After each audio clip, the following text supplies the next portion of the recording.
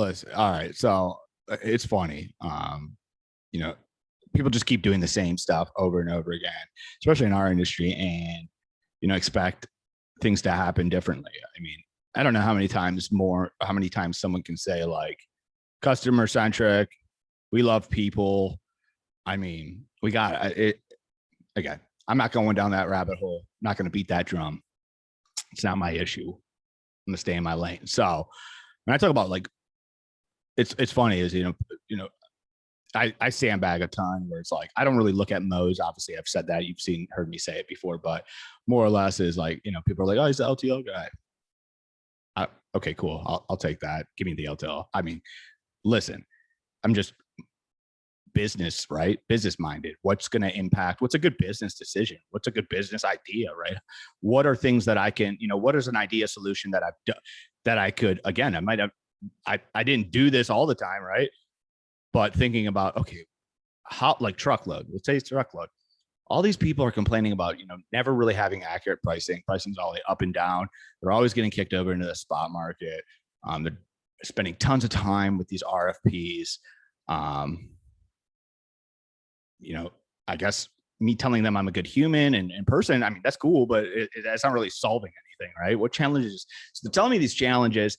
Cool. Well, why not propose, hey, instead of doing RFP, give it to me. I'll go out. Our team will go out, price it. It's not going to be the cheapest. It's not going to be the most expensive. And we'll open book it, cost plus it, right? Whatever that is. So when the cost plus, like what I mean by like cost plus, like say it's like, okay, cool. Here's our cost. We're going to, we come to an agreement. Let's just say $700, right? $700 we'll make on every load. Nothing less, nothing more. Boom.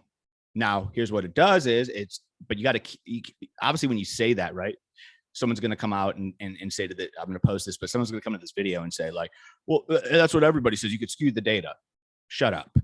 No, I'm just kidding. But like, seriously, like anybody can do anything.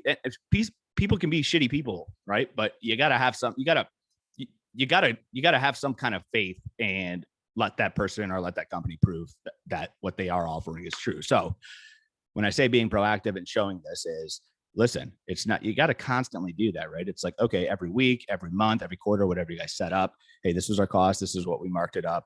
Now it's got to be a give and take, right?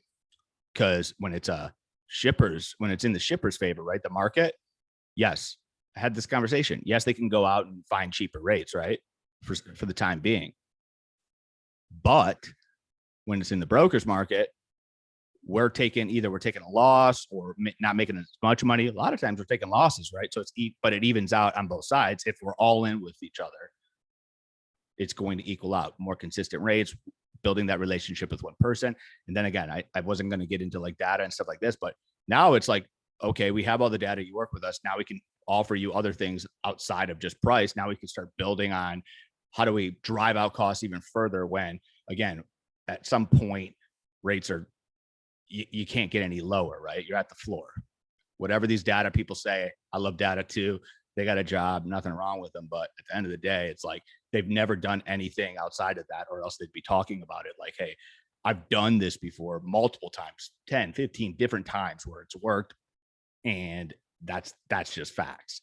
So now after you have the relationship, pricing's there, you build that trust. That's when you get mode optimization, consolidation, things like that. They come into play where you can, again, figuring out other ways to drive out costs and increase the bottom line. That's the goal. That's a smart business decision on the 3PL salesperson side, as well as, the company that agrees to it, right? It's all about making the smart business decision, logical business decision, and putting your customer and their customers first. What's going to get it there and mitigating as much risk as possible. So that's my 2 cents. Peace.